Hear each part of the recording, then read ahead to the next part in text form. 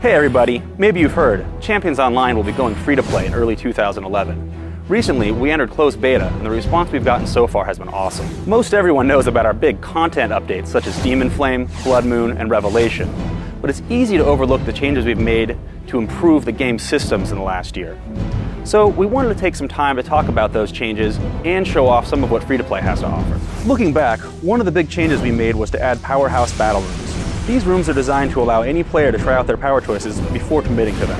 If you're trying to decide whether force powers or electric powers are a better fit for your champion, this is the place to try them out. There are a lot of abilities to choose from in Champions, and the battle rooms are a great help.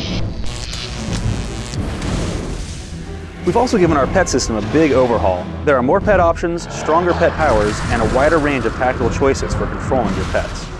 We now provide more options for what your pet looks like and give you individual control over each one. They can now follow you just about anywhere, including in the air. And with every major update, we added more parts to the costume creator. We've also added some special costume drops for completing missions and perks in the game. Any costume part you earn is unlocked for all the champions you create. There are now over 3,400 costume pieces available to players, which can be combined and colored in millions of unique ways.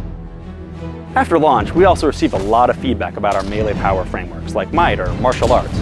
Some players felt that these builds were at a disadvantage when compared to other heroes with more ranged powers. When we analyzed real combat, we found that the players were absolutely right, so we improved them. We shortened or removed charges and cooldown times, increased the melee range, and increased melee attack damage. Now melee players can stand toe-to-toe with their ranged cohorts, dishing out major damage right alongside them. For players that have mastered Champions Online, or those who found things a bit too difficult, we introduced the difficulty slider.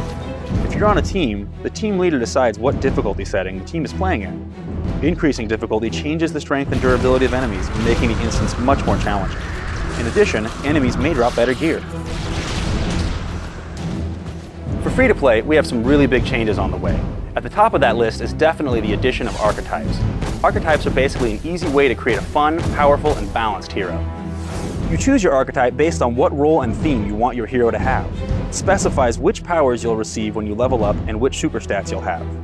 You'll still choose your travel powers, talents, and advantages, but everything is much more streamlined than a custom framework. Subscribers can either play one of the predefined archetypes or build a custom archetype using Champion's hugely customizable power system. We've also revisited a lot of early game content. First, the tutorial has been updated to be more streamlined and more informative. New players will have a much easier time learning the basics of Champions.